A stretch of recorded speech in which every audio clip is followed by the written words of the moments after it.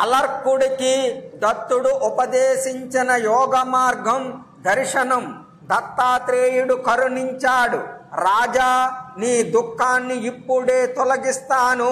నిజం చెప్పు, నీకసలు ఈ దుఃఖం ఎందువల్ల కలిగింది? నువ్వు ఎవరివి? ఈ దుఃఖం ఎవరిది? నువ్వు అంటే ఈ అవయవాల, వీటి సంపిటయైన దేహమా, లేక అందులో దాగి ఉన్న ఆత్మయ? వీటిలో ఏది నువ్వు? ఈ దుఃఖం ఎవరిది? ఇది కొంచెం ఆలోచించి చెప్పు. దుఃఖం ఎవరిదో, దుఃఖ కారణమేమిటో, దుఃఖం ఎక్కడ ఉన్నదో తెలిసాక దాన్ని తొలగించటం ఏ పాటి చిటికులో పని. అలర్కుడు ఆలోచనలో పడ్డాడు. నిజమే, నేనెవణ్ణి? నేను అంటే అవయవాల, దేహమా? ఇవి రెండు జడ పదార్థాలు గదా. అవి నేను అని ఎలా అనుకుంటాము? అలా అనుకునేదేదో తెలిస్తే అదే దుఃఖానికి స్థానమవుతోంది. నేను అంటే శరీరం కాదు, అది పంచభూతాలతో నిర్మితమయ్యింది. కనుక నేను అనేది పంచభూతాలలో ఏ ఒక్కటి కాదు, మొత్తం వీటి కలయిక అయిన ఈ దేహాన్ని నేనుగా భ్రమపడుతున్నాను. ఈ భ్రాంతి వల్లనే సుఖ దుఃఖాలు రెండూ కలుగుతున్నాయి. దీనికి సంభవించే సుఖ దుఃఖాలకు ఈ దేహానికి అతీతుడనైన నాకు ఏమిటి సంబంధం? నేను నవ్వడమేమిటి? నేను ఏడవడమేమిటి? నేను నిరంజనుణ్ణి, నేను నిస్సంగుణ్ణి, నేను నిత్యుణ్ణి, నేను నిర్మలుణ్ణి. ఎక్కువలు తక్కువలు, పడటాలు లేవటాలు నాకు లేవు. మరి నాకు దుఃఖమేమిటి, సుఖమేమిటి? ఏదీ లేదు. ఐదు జ్ఞానేంద్రియాలు, 5 కర్మేంద్రియాలు, 5 ప్రాణాలు, మనస్సు, అహంకారము అనే ఈ 17 తత్వాలతో కూడిన సూక్ష్మ శరీరం ఒకటి ఉంది. ఈ రెండింటికి అతీతముగా నిలబడి వాటిని విడివిడిగా చూడగలుగుతున్న నాకు సుఖమేమిటి, దుఃఖమేమిటి? అంతా వట్టి భ్రాంతిగాక. సుఖ దుఃఖాలకు ఉనికి పట్టు మనస్సు కనుక అవి దానివే తప్ప నావి కాదు. నాకు వాటితో ఏ సంబంధము లేదు. నేను మనస్సును కాదు గదా, బుద్ధిని కాను, అహంకారమును కాను, స్థూల సూక్ష్మ శరీరాలు రెండూ కాను. వీటికి అతీతుణ్ణి, వీటికన్నా విలక్షుణ్ణి. నాకు అత్యంత సమీపములో ఉండి భ్రాంతి మూలకమే అయినప్పటికీ ఏదో కొంత సంబంధమే ఉన్న ఈ శరీరమే నేను కానప్పుడు, దీనికున్న అంతర్బహిరవయవాలలో ఏదీ నేను కానప్పుడు, ఎక్కడో దూరముగా ఏ సంబంధము లేకుండా ఉన్న చతురంగ బలాలు, కోశాగారాలు, అంతఃపురాలు, సింహాసనాలు ఇవి నేను ఎలా అవుతాయి? వాటికి నాకు సంబంధం ఏమిటి? అంతా భ్రమ. నాకు ఏమీ లేవు. రాజ్యం లేదు, సైన్యం లేదు, కోశం లేదు, శత్రువు లేడు, మిత్రుడు లేడు. ఒక్కటే ఆకాశం అనేక పాత్రలలో విభిన్న రూపాలతో కనిపిస్తున్నట్టు ఒక్కటే ఆత్మ ఉపాధి భేదాలను బట్టి అనేకముగా కనబడుతోంది. ఆలోచించి చూస్తే అందరిలోనూ ఉన్నది ఒక్కటే ఆత్మ. సుబాహువులలో, కాశీపతిలో, ఈ అలర్కుడులో ఉన్న నేను అనబడే పదార్థం ఒక్కటే. మరి మేము ముగ్గురం విభిన్నులం ఎలా అవుతాం? ఉపాధులు వేరు, ఆ ఉపాధి నేను కాదు. నేనైనది ముగ్గురిలోనూ ఒక్కటే. అంచేత మాకు శత్రుత్వమేమిటి, మిత్రత్వమేమిటి? అంతా ఒక్కటే ఆత్మ, పరమాత్మ. అలర్కుడికి జ్ఞానోదయమయ్యింది. చిటికలో దుఃఖం తొలగిపోయింది. దత్తాత్రేయులు వారికి మళ్ళీ సాష్టాంగపడ్డాడు.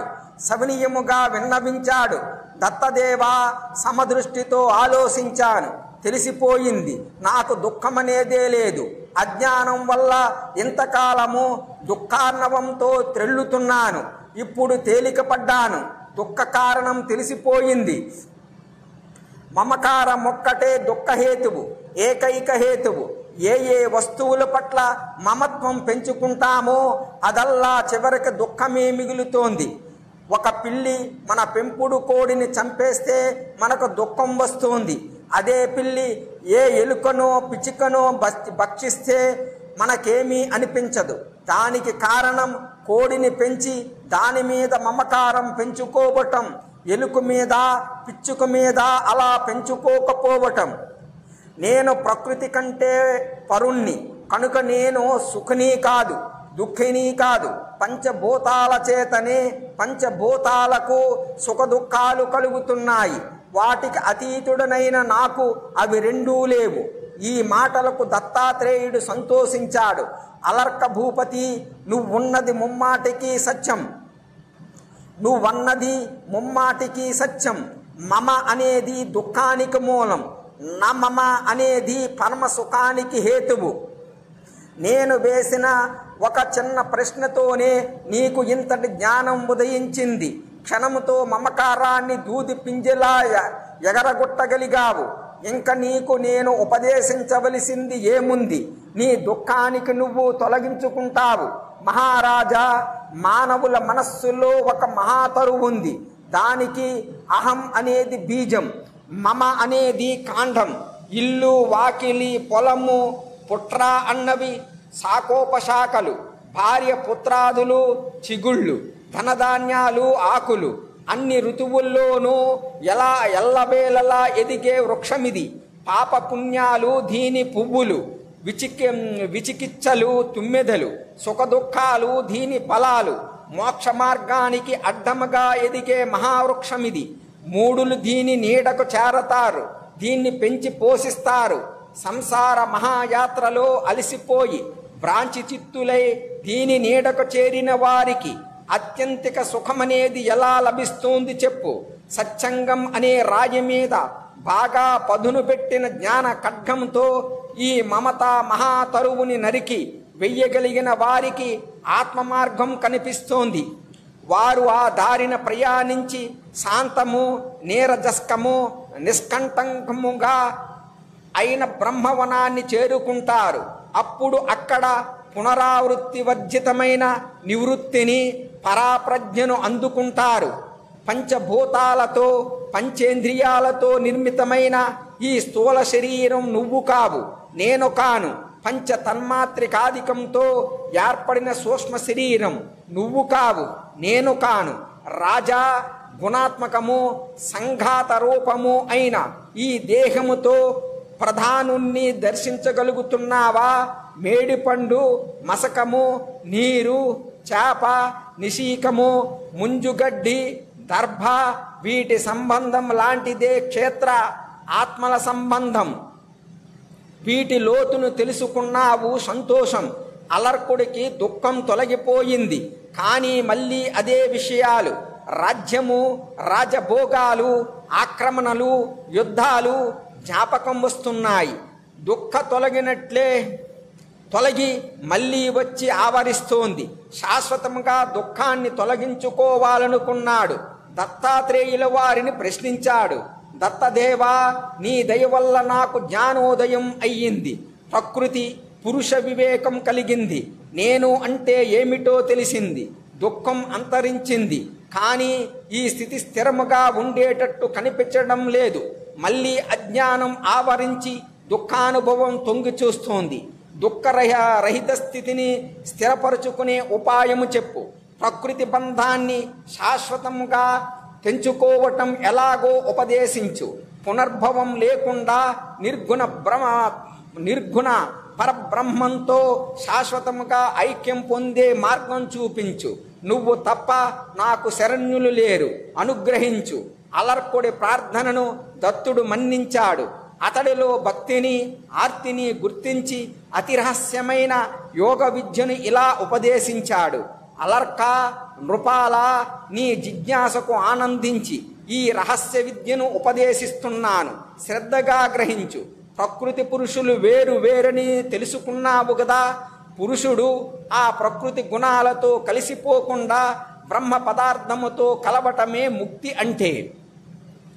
ఈ శరీరం తుచ్చము, నశ్వరము అయినా ఇది పూర్తిగా త్యజింపదగినది కాదు. దీనివల్ల కొన్ని ప్రయోజనాలు కూడా ఉన్నాయి. ధర్మ సాధనకు, కర్మ సాధనకు మూలం ఇదే. ఈ శరీరముతోనే స్థిరమైన వివేకాన్ని సంపాదించుకోవాలి. అవివేకం వల్ల మమకారం, మమకారం వల్ల సంఘం, సంఘం వల్ల దుఃఖం కలుగుతున్నాయి. కనుక సంఘాన్ని వదులుకోవాలి, అప్పుడే యోగ సిద్ధి కలుగుతోంది. అదే ముక్తి అంటే. వీటిని తొలగించుకుంటూ వెళ్తూ సంఘం వదిలించుకుంటే మమకారం నశిస్తుంది. మమకారం నశిస్తే వైరాగ్యం ఉదయిస్తుంది. ఇది ఉదయించగానే సృష్టిలో ఉన్న సమస్త పదార్థాలలో దోషాలు కనిపిస్తాయి. దోషాలు కనిపించినప్పుడు ఆ పదార్థాల మీద అనురాగం కలుగుతుందా? కలగదు. అందుచేతనే జ్ఞానికి ఉన్న చోటనే ఇల్లు, తిన్నదే భోజనం. దేని మీద మమకారం ఉండదు, అభిలాష ఉండదు. ఈ కొంచెం వైరాగ్యాన్నే జ్ఞానం అంటారు. ఇదే మోక్ష సాధనం. తక్కినదంతా అజ్ఞానం. జ్ఞానము, వైరాగ్యము పరస్పర పోషకాలు. విరాగి, జ్ఞాని అనేవి కూడా పూర్ణ అర్థములో ఒక్కటే. ఈ విరాగి ప్రారబ్ధాలను అనుభవిస్తూ నిష్కామర్మ కర్మలు చేస్తూ క్రమముగా ముక్తి పొందుతాడు. అతడికి మరింక పునర్జన్మ లేదు. సకామముగా కర్మలు ఆచరిస్తే అనుభవించటానికి మళ్ళీ మళ్ళీ పుట్టవలసిందే. ఫలానుభవం ఆశిస్తే కర్మలు నశింపవు. అందుకనే ఈ కర్మబంధాలు జన్మ పరంపరను కలిగిస్తాయి. నిష్కామ కర్మాచరణ మొక్కటే దీనికి తరుణోపాయం. అప్పుడు కర్మబంధాలు ఉండవు, జన్మ పరంపరలు ఉండవు. ఇది జన్మరాహిత్య ప్రధమైన జ్ఞాన మార్గం. ఇక యోగ మార్గం చెబుతాను, శ్రద్ధగా విను. యోగ మార్గములో ప్రయాణించాలి అంటే ముందుగా మనస్సును, ఇంద్రియాలను జయించాలి. ఇది అంత తేలిక కాదు. దృఢ నిశ్చయం, తీవ్ర ప్రయత్నం, నిరంతర సాధన ఉండాలి. ముందుగా ప్రాణాయామాన్ని అభ్యసించాలి. దీనితో శరీరములోని కపాది దోషాలన్నీ నశిస్తాయి. రెండవది ధారణ. దీనివల్ల మనస్సులోని కిల్బిషాలన్నీ తొలగిపోతాయి. దాని తరువాత ప్రత్యాహారం. దీనితో ఇంద్రియ సంసర్గ దోషాలన్నీ నశిస్తాయి. ధ్యానం మూడవది. ఇది అనీశ్వర గుణాలను తొలగిస్తోంది, అంతరంగాన్ని శుద్ధి చేస్తుంది.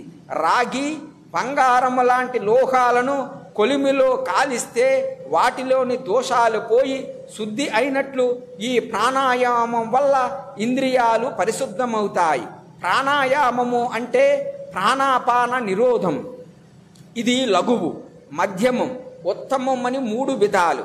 ఇక్కడ కాల ప్రమాణము గురించి నీవు తెలుసుకోవాలి. ఇక లఘువును ఉచ్చరించడానికి పట్టే కాలాన్ని లేదా కనురెప్ప మూసి తెరవటానికి పట్టే కాలాన్ని 1 మాత్ర అంటారు. 12 మాత్రల సేపు ప్రాణవాయువుని నిరోధిస్తే దాన్ని లఘు ప్రాణాయామం అంటారు. దీనివల్ల స్వేదదోషం నశిస్తుంది. 24 మాత్రల కాలం చేస్తే దాన్ని మధ్యమ ప్రాణాయామం అంటారు. దీనివల్ల వణుకు రోగం తగ్గుతుంది. 36 మాత్రల కాలం ప్రాణాయామం చేస్తే దాన్ని ఉత్తమం అంటారు. దీనితో విషాద దోషం అంతరిస్తుంది. ప్రాణవాయువును ఇంతంత చేపు నిరోధించటం సాధ్యమా అని విస్తుపోవద్దు. మహామహా క్రూర జంతువులే మనిషికి మచ్చిక అవుతున్నాయి, చెప్పినట్టు వింటున్నాయి. అలాగే సాధన వల్ల ప్రాణవాయువు మహాయోగికి చెప్పు చేతల్లో ఉంటుంది. ప్రారంభములో మావటివాడులాగా దానికి మనం లొంగి ఉంటాం. ఆ పైన ఆ ఏనుగు మనకు లొంగి వస్తుంది. మానవునికి మచ్చిక అయిన సింహ శార్దూలాలు మానవుల్ని చంపటం మానేస్తాయి. అవును కదా. అలాగే ఈ స్వాధీనమైన ప్రాణాయామం స్వదేహాన్ని హింసించదు, పోషిస్తుంది. కిల్బిషాలను మాత్రం శోభింపచేస్తుంది. ప్రాణాయామానికి 4 దశలు ఉన్నాయి. అవి ధ్వస్తి, ప్రాప్తి, సంవిత్తు, ప్రసాదం అని. మొదటి దశలో ఉన్న మనిషికి మనస్సు కషాయపక్వంగా ఉంటుంది. ఇష్టాయిష్టాలు, పాపపుణ్యాలు మనస్సు నుండి తొలగిపోతాయి. రెండవ దశలో ప్రాప్తి. ఉన్న ప్రాణాయామ సాధకుడు ఐహికాముష్మిక వాంఛనలను అన్నింటినీ పొందుతాడు. 3వ దశకి చేరుకున్న సాధకునికి దివ్య దృష్టి లభిస్తుంది. దూరముగా ఉన్న వాటిని, కంటికి కనిపించకుండా ఉన్న వాటిని, భూత భవిష్యత్తులను దర్శించగలుగుతాడు. సూర్య చంద్రాదులతో సమానమైన జ్ఞాన ప్రభావాన్ని పొందుతాడు. ఇక 4వ దశకు చేరుకున్న ప్రాణాయామ సాధకుడి మనస్సు పంచధాతువులు, పంచేంద్రియాలు, ఇంద్రియార్థాలు అన్నీ ఎంతో ప్రసన్నమవుతాయి. అప్పుడు అతడు బ్రహ్మనిష్ఠుడై బ్రహ్మానందాన్ని పొందుతాడు. ప్రాణాయామాన్ని అభ్యసించి క్రమక్రమముగా 4వ దశకు చేరుకోవటం యోగాభ్యాసములో మొదటి మెట్టు మాత్రమే. ఆ పైన చెయ్యవలసిన యోగాభ్యాసం గురించి చెబుతాను, తెలుసుకో. ఆసనం, పద్మాసనం, అర్ధపద్మాసనం, స్వస్తికాసనం ఈ 3 యోగ సాధనకు అనువైనవి. వీటిలో తనకిష్టమైన ఏదో ఒక ఆసనం వేసుకుని కూర్చోవాలి. వెన్నుపూసను నిటారుగా నిలబెట్టాలి. శిరస్సును సమస్థాయిలో ఉంచాలి. నోరు తెరవకూడదు. దంతాలు పరస్పరం తాకకూడదు. చూపుల్ని నాసికాగ్రం మీద నిలపాలి. హృదయములో ఓంకారాన్ని జపించాలి. తమో గుణాన్ని రజోగుణాన్ని సత్వగుణముతో అణిచివేయాలి. అందువల్ల నిర్మలాంతఃకరణం సిద్ధిస్తోంది.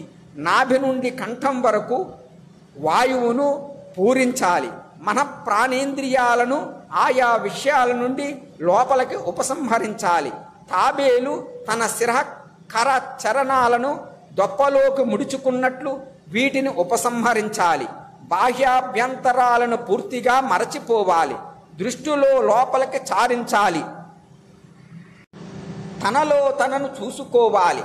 కామాలను ప్రత్యహరించడం కాబట్టి దీన్ని ప్రత్యాహారం అంటారు. ప్రాణాయామములో పూరక, కుంభక, రేచకములని 3 ఉపాంగాలు ఉన్నాయి. ఇలాంటి 12 ప్రాణాయామాలకి ఒక ధారణ అని పేరు. 2 ధారణలు ఒక యోగం. ఈ యోగం వల్ల మానసిక కిల్బిషాలన్నీ నశిస్తాయి. స్థిరచిత్తం ఏర్పడుతోంది. ఆత్మదర్శనం అవుతోంది. ఈ అనుభవాన్ని రుచి చూసిన యోగి ప్రకృతిని, దానికన్నా వేరైన ఆత్మను తేలికగా గుర్తిస్తాడు. వీరు మితాహారులై నిరంతరాభ్యాసముతో క్రమక్రమముగా ఉన్నతోన్నత స్థితులను పొందగలుగుతారు. ప్రాణవాయువును నియమించటం ప్రాణాయామమైతే ఇంద్రియాలు ఉపసంహరింపబడటం ప్రత్యాహారం అవుతోంది. మనస్సును నిశ్చలపరచటం ధారణ అంటారు. ఈ ధారణ సమయములో మనస్సును నాభి, హృదయం, ఉరస్సు, కంఠం, ముఖం, నాసికాగ్రం, నేత్రాలు, భ్రూమధ్య భాగం, మూర్ధం, బ్రహ్మరంధ్రం ఈ భాగాలలో క్రమక్రమముగా నిలుపుకుంటూ వెళ్ళాలి. ఈ 10వ స్థానములో నిలవడాన్ని ఆత్మైక్యం అంటారు. ప్రాణవాయువును పూరకం చేసేటప్పుడు కొద్దిగా నెమ్మదిగా పీల్చాలి. యంత్రనాళాల నుండి దాహార్తుడు నెమ్మదిగా జలాన్ని పీల్చినట్లు వాయువును పూరించాలి. అలాగే రేచకము కూడాను, లేదంటే వ్యాధులు సోకే ప్రమాదం ఉంది. ఆకలి, అలసట, మనోవ్యాకులత ఇవి ఉన్నప్పుడు ప్రాణాయామం కానీ యోగాభ్యాసం కానీ చెయ్యరాదు. అలాగే అతివేడి ఉన్న సమయములో, అతి చల్లగా ఉన్న సమయములో అతిగా వాయువు వీచే వేళ అభ్యసించరాదు. ధ్వని కాలుష్యం, చెమ్మనేల, భీకర ప్రదేశం, ఎండుటాకులు ఉన్న చోట్ల, రచ్చపట్టులు, నదీ కూపాలు ఉన్న చోట్ల, 4 కాళ్ళ క్రూర జంతువులు ఉండే చోట, పాములు, మిగతా విషజీవులు సంచరించే ప్రాంతాలలో యోగానికి పనికిరాని ప్రదేశాలు అన్నీ అనుకూలముగా చూసుకుని మనస్సులో సత్వగుణం ఉదయించినప్పుడు మాత్రమే యోగాభ్యాసం చెయ్యాలి. మలమూత్రాలు కానప్పుడు, భుక్తాయాసముతో ఉన్నప్పుడు ఇది అస్సలు చెయ్యరాదు. ఈ విధి నిషేధాలు పాటింపకుండా ఎప్పుడు పడితే అప్పుడు ప్రాణాయామం చేస్తే బధిరత్వం, జడత్వం, అంధత్వము ఏర్పడే ప్రమాదం ఉంది. ప్రమాదవశాత్తు ఇవి వస్తే యోగంతోనే చికిత్స చేసుకోవాలి. తేలికగా జీర్ణమయ్యే జావన గోరువెచ్చగా త్రాగి యోగానికి కూర్చోవటం మంచిది. ఇలా కూర్చుని రోగశాంతికి మనస్సులో ప్రత్యేక ధారణలు చెయ్యాలి. వేడి తగ్గాలంటే శీతాన్ని, శీతం తగ్గాలంటే వేడిని, కఫం తగ్గాలంటే మహాశైలిని, అతిదాహం ఉపశమించాలంటే నాలుక మీద ఆమ్రఫలాన్ని, చెవుడు తగ్గాలంటే చెవుల్లో సుస్వర సూక్తులను ధారణ చెయ్యాలి. మతిమరుపు తగ్గాలంటే శిరస్సుపై చెయ్యవలసిన ప్రత్యేక ధారణలు ఉన్నాయి. ఇవి కాక ప్రకృతి శక్తుల వల్ల అనారోగ్యం కలిగితే వాటిని తగ్గించుకోవటానికి యథావసరముగా పంచభూతాలను ధారణ చెయ్యాలి. ధర్మార్థ మోక్షాలకి శరీరమే ప్రధాన సాధనం కనుక యోగి తన శరీరాన్ని దృఢంగా ఆరోగ్యంగా ఉంచుకోవాలి. అభ్యాసం కొనసాగుతున్నప్పుడు కొన్ని విచిత్రమైన యోగ సిద్ధులు కలుగుతాయి. వీటిని పరులకు చెప్పకూడదు, గర్వముగా ప్రదర్శించకూడదు. అలా చేస్తే ఆ సిద్ధులు అంతరించిపోతాయి. కాబట్టి రహస్యంగా ఉంచుకోవాలి. ఆరోగ్యం, మృదు స్వభావం, శరీరకాంతి సౌరభాలు, ప్రసన్నత, కంఠస్వర సౌమ్యత, మూత్ర పురీషాల అల్పత్వం ఇవి యోగసిద్ధికి తొలి చిహ్నెలు. ప్రజలకు తన యందు అనురాగం కలగటం, తన గుణగణాలను పరోక్షముగా కొనియాడటం, మిగతా ప్రాణికోటి తనను చూసి భయపడకపోవటం, అలాగే వాటిని చూసి తాను బెదరకపోవటం, అత్యుష్ణ అతి శీతల బాధలు తనకు లేకపోవటం ఇత్యాదులు యోగసిద్ధికి లక్షణాలు. యోగసిద్ధులు కలుగుతున్న వేళ యోగికి కామ్యకర్మల మీద మనస్సు పోతుంది. రసక్రియాదులపైకి, దేవత్వ అమరేసత్వ ప్రకటనల మీదకి, జల అగ్ని ప్రవేశాల వైపుకి చిత్తం పరుగులు తీస్తుంది. దీన్ని మాత్రం ప్రయత్నపూర్వకంగా నిలుపుదల చేసుకోవాలి, లేకపోతే యోగం చెడిపోతుంది. మనస్సును బ్రహ్మ పదార్థములో సంలగ్నం చెయ్యటం ద్వారా దాని చాంచల్యాలను అదుపు చేయవచ్చు. అలా వీటిని జయించి యోగాభ్యాసం కొనసాగిస్తుంటే మరికొన్ని అవరోధాలు ఎదురవుతాయి. వీటినే ఉపసర్గలు అంటారు. యోగాభ్యాసానికి ఇవి కూడా అవరోధాలే. ఇవి 5 ఉన్నాయి: ప్రాతిభం, శ్రావణం, దైవం, భ్రమం, ఆవర్తం. ఈ పంచవిధోపసర్గలు సత్వరజస్తమో గుణాల నుండి ఆవిర్భవించి యోగానికి విఘ్నం కలిగిస్తాయి. పంచవేదాలలోనూ పురాణేతిహాసాది శాస్త్రాలలోనూ ఉన్న విషయాలు సమస్తం వివిధ కళాశిల్ప రహస్యాలు యోగికి కరతలామకములు అవుతాయి, అప్రయత్నముగానే స్ఫురిస్తాయి.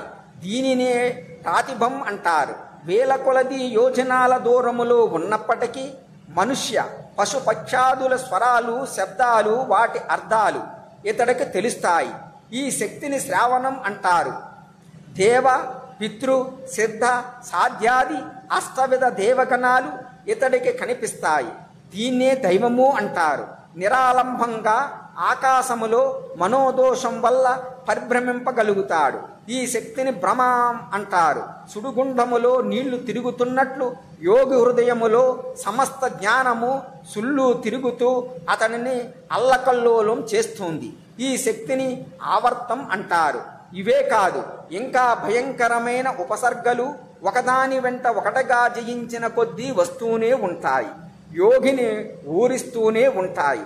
వీటికి లొంగిపోక ప్రదర్శనలకు దిగక నిలువరించుకోవటం చాలా అవసరం. మనోమయమైన ఆచ్ఛాదన కప్పుకుని పరబ్రహ్మాన్ని ధ్యానిస్తూ చిత్తాన్ని తత్పరణం చెయ్యటం ఒక్కటే వీటిని జయించే మార్గం. ఇలా విఘ్నాలను దాటుకుంటూ యోగాభ్యాసం సాగించాలి. అలర్క, ఇప్పుడు నీవు ధారణా సప్తకం గురించి తెలుసుకోవాలి.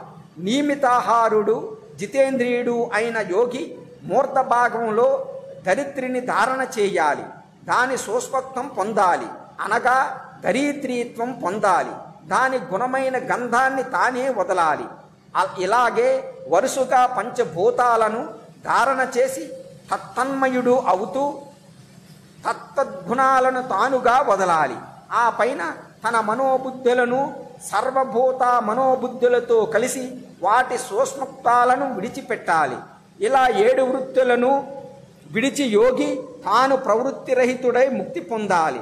సృష్టి అంతా 7 వృత్తులలోనే ఉంది. కాబట్టి దీన్ని అభ్యసించిన యోగి దేవాసుర గంధర్వాదుల దేహాలలో ప్రవేశించిన సంగరహితుడుగానే ఉండగలుగుతాడు. ఇతడినే శుద్ధాత్ముడు, యోగసిద్ధుడు అంటారు. ఇతనికి ఆనిమాది అష్టైశ్వర్యాలు సిద్ధిస్తాయి. ఇవి ముక్తికి సూచికాలు. అనిమ, అణువు కన్నా సూక్ష్మస్థితిని పొందటాన్ని అనిమ అంటారు. మహిమ, సమస్త జగత్తు చేత పూజింపబడటం మహిమ. లగిమ, తేలికగా అతి శీఘ్రముగా ప్రయాణించగలగటం లగిమ. ప్రాప్తి తానింక పొందవలసింది ఏదీ లేదు అన్నంతగా సమస్తాన్ని పొందటం ప్రాప్తి. ప్రాకామ్యం సమస్త ప్రదేశాలకు తాను వ్యాపింపగలగటం ప్రాకామ్యం. ఈశిత్వం తానే ఈశ్వరుడవ్వటం ఈశిత్వం. వశిత్వం తాను సమస్తాన్ని వశపరుచుకోగలగటం వశిత్వం. గరిమ పరం ఏది కోరుకోదగిన స్థానమో, ఏది సమస్త ఐశ్వర్యములకు నిలయమో అది ఏ గరిమ పరం. వీటినే అష్టసిద్ధులు అంటారు. వీటిని విడిచిపెట్టి ముందుకు సాగగలిగితేనే నిర్వాణం లభించేది. వీటిలో దేనికి లొంగిపోయినా పతనం తప్పదు. యోగ సాధనతో ముక్తి పొందటం అంటే అపునర్భవ స్థితిని పొందటం. ఇది జనన మరణాలు లేని స్థితి. గర్భవాసం, జననం, వృద్ధి, వార్ధక్యం, కృశత్వం, మృతి అనే 6 రకాల వికారాలు ముక్తుడికి ఉండవు. పంచభూతాల సాంగత్యముతో భేదం, క్లేశం, దాహం ఇత్యాదులు ఇతడికి ఉండవు. భోక్త కాడు, భోజ్యుడు కాడు. తనకు నిత్య సన్నిహితమైన యోగాగ్నితో సమస్త దోషాలను దగ్ధం చేసుకుని యోగి నిర్మలుడై బ్రహ్మ పదార్థములో శాశ్వతముగా కలిసిపోతాడు. వేరే ఆలోచనే ఉండదు. నీరు నీటిలో కలిసినట్లు ఎన్నడూ ఎవ్వరూ ఎలాగూ వేరు చెయ్యటానికి వీలు లేనట్లుగా కలిసిపోతాడు. పరమాత్మతో ఆత్మ సామ్యాన్ని పొందుతాడు. దీన్నే బ్రహ్మైక్యం అంటారు. ఇటువంటి యోగి చర్చలు ఎలా ఉంటాయి చెప్పమని అలర్కుడు అడిగాడు. దానికి దత్తాత్రేయుడు అంగీకరించి ఇలా చెబుతున్నాడు. అలర్క, మానవమానాలు మానవులందరికీ ఆనందాన్ని, ఉద్వేగాన్ని కలిగిస్తాయి. యోగి విషయములో ఇవి విపరీతం. అంటే మానం వల్ల దుఃఖం, అవమానం వల్ల ఆనందం పొందుతాడు. ఇతడికి మొదటిది విషం, రెండవది అమృతం. ఇతడి దినచర్యకు చాలా నియమాలు ఉన్నాయి. సక్షుపోతమైన ప్రదేశములోనే అడుగు పెట్టాలి. వస్త్రపోతమైన జలమే త్రాగాలి. సత్యపోతమైన వాక్కునే పలకాలి. బుద్ధిపోతమైన దానినే ధ్యానించాలి. ఆతిథ్యాలకు, శ్రాద్ధ భోజనాలకు, దేవతల ఊరేగింపులకు, ఉత్సవాలకు, జనసమ్మర్దం, కోలాహలం ఎక్కువగా ఉండే ప్రదేశాలకు యోగ సిద్ధ్యర్థి వెళ్ళరాదు. ఆ ఇంటిలో అందరి భోజనాలు అయినాక అది నిర్ధారించుకుని ప్రశాంతముగా ఉన్న ఇంటికి తాను వెళ్ళి భిక్ష అడగాలి. పొగలు గ్రక్కుతున్న ఇంటి నుండి గాని, బొగ్గులు గుమ్మములో ఆరబోసిన ఇంటి నుండి గాని భిక్ష యాసించరాదు. రోజూ ఒకే ఇళ్లకు భిక్షకు వెళ్ళరాదు. జనం తనను చూసి అవమానించే వేషధారణలో సంచరించాలి. సజ్జన ధర్మాన్ని తప్పరాదు. యాయావారుల ఇండ్లకు, గృహస్థుల ఇండ్లకు వెళ్ళి భిక్ష తీసుకోవాలి. యాచకుల ఇండ్లకు, ఇంకా తక్కిన వారి ఇండ్లకు భిక్షకు వెళ్ళటం అంత శ్రేయస్కరం కాదు. యోగికి బియ్యపు జావ, మజ్జిగ, పాలు, యవల జావ, పండ్లు, దుంపలు, పేలపిండి, నూకల అన్నం ఇవి శుభం కలిగించే ఆహారాలు, యోగ సిద్ధికరాలు. మౌనముగా కూర్చుని ఏకాగ్ర చిత్తముతో భుజించాలి. ముందుగా కొంచెం నీళ్లు త్రాగాలి. అటు తరువాత పంచ ప్రాణహుతులతో భుజించాలి. అనగా ప్రాణాయ స్వాహ, అపానాయ స్వాహ, సమానాయ స్వాహ, ఉదానాయ స్వాహ, వ్యానాయ స్వాహ అంటూ 5 మార్లు మెతుకులు గోటితో వేసుకుని ఆ తరువాత భుజించాలి. చివరలో మళ్ళీ మంచినీరు పుచ్చుకుని ఆచమించాలి. చేతులు కాళ్ళు కడుక్కోవాలి. ఓసారి హృదయంపై చెయ్యి వేసి స్పృశించాలి. అచౌర్యం, బ్రహ్మచర్యం, త్యాగం, అలోభం, అహింస అనేవి 5 యోగి ఆచరించవలసిన వ్రతాలు. అక్రోధం, గురు శుశ్రూష, శౌచం, మితాహారం, నిత్యాస్వాధ్యాయం అనేవి 5 నిత్యం పాటించవలసిన నియమాలు. లోకములో జ్ఞానాలు, విజ్ఞానాలు అనేకం ఉన్నాయి. వాటిని అన్నింటినీ కబలించి వెయ్యాలనే అత్యాశ పనికిరాదు. యోగికి సారవంతము, శక్తి సాధనము, ముక్తి సాధనము అయిన జ్ఞానాన్ని మాత్రమే ఉపాసించాలి. లేకపోతే ఎన్ని జన్మలకైనా అది తెమలదు. ప్రధానమైన యోగోపాసన సాగదు.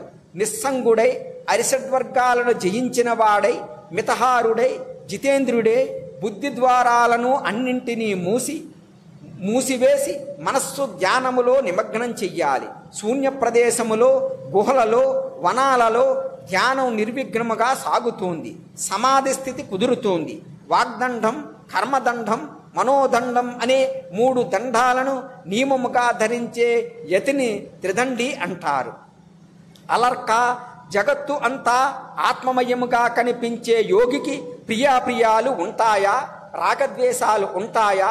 మిత్రులని శత్రువులని ఉంటారా? అతడి బుద్ధికి బంగారపు ముద్ద అయినా మట్టిగడ్డ అయినా ఒకటే. యోగీశ్వరుడు శాశ్వతము, అవ్యయము అయిన పరాత్పర స్థానం చేరుకుని పుట్టుకలేని స్థితిని పొందుతాడు.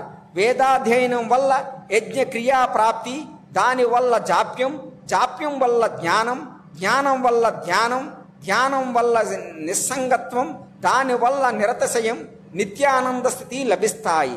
సమాహిత చిత్తుడు, బ్రహ్మమయుడు, ప్రసన్నుడు, రుచి, ఏకాంత ప్రియుడు, జితేంద్రియుడు అయిన మహామతి యోగ విద్యను ఉపాసిస్తే విముక్తి పొందుతాడు అనటములో ఏ సందేహము లేదు. యోగ మార్గాన్ని ఎంచుకున్నవారు ఓంకారాన్ని ఉపాసించి తీరాలి. విష్ణు స్వరూపుడు, విశ్వపాద శిరోగ్రీవుడు, విశ్వేశుడు, విశ్వభావనుడు అయిన ఆ పరమాత్మను ప్రత్యక్షముగా దర్శించుకోగలగాలి. అంటే మహాపుణ్యప్రదమైన ఓంకారాన్ని జపించాలి. ఆ ప్రణవాక్షర స్వరూపం ఏమిటో వివరిస్తాను. అకార, ఉకార, మకారాల కలయిక ఇది. 3 మాత్రలు అటుపైన యోగులకు మాత్రమే ఉంది. అదే నిర్గుణమైనది, అదే అర్ధమాత్ర. గాంధార స్వర సంశ్రయముతో ఇది గాంధారి అవుతుంది. యోగీశ్వరుడు ధ్యానములో కూర్చుని ఈ ప్రణవాన్ని జపిస్తే మూర్ధ భాగములో చీమ కదిలిన స్పర్శానుభూతి కలుగుతుంది. ఓంకారోపాసన చేసే యోగి ఓంకారమయుడు అవుతాడు, అక్షరుడవుతాడు. ఈ ప్రణవమే ధనస్సు, ఆత్మయే బాణం, లక్ష్యమేమో పరబ్రహ్మతత్వం. ఓంకారమే త్రిమూర్తులు, ఓంకారమే త్రిలోకాలు, 3 అగ్నులు, త్రివిక్రమ పదాలు, 3 గుణాలు, ఋగ్వజు సామవాలు. ఇదే దీనిలో అకారం భూర్లోకం, ఉకారం భువర్లోకం, మకారం స్వర్గలోకం. అలాగే అకారం వ్యక్తం, ఉకారం అవ్యక్తం, మకారం చిచ్చక్తిపైనున్న కొసరు అర్ధమాత్ర. ఇదే పరమపదం. అకారం హ్రస్వం, ఉకారం దీర్ఘం, మకారం ప్లుతం, పైనున్న అర్ధమాత్ర వాగతీతం. ఇంతటి శక్తివంతమైన ఓంకారాన్ని పరబ్రహ్మగా గుర్తించి ఉపాసించిన యోగి సంసార చక్రాన్ని వదలి బంధనత్రయాన్ని ఛేదించుకుని పరబ్రహ్మతత్వములో లీనమవుతున్నాడు. కర్మబంధనాలు తెంచుకోలేక అపశకునాలతో మృత్యువు నెరిగి ప్రాణం వెళ్ళే సమయములో ఈ ప్రణవాన్ని స్మరించిన భ్రష్టయోగి తిరిగి యోగిగా పునర్జన్మ పొందుతాడు. కనుక సిద్ధయోగులు కానీ అసిద్ధయోగులు కానీ చివరి కాలాన్ని సూచించే అపశకునాలను, అరిష్టాలు తెలుసుకోవటం చాలా అవసరం. లేకపోతే అవసాన దశను గుర్తించలేక దెబ్బతింటారు.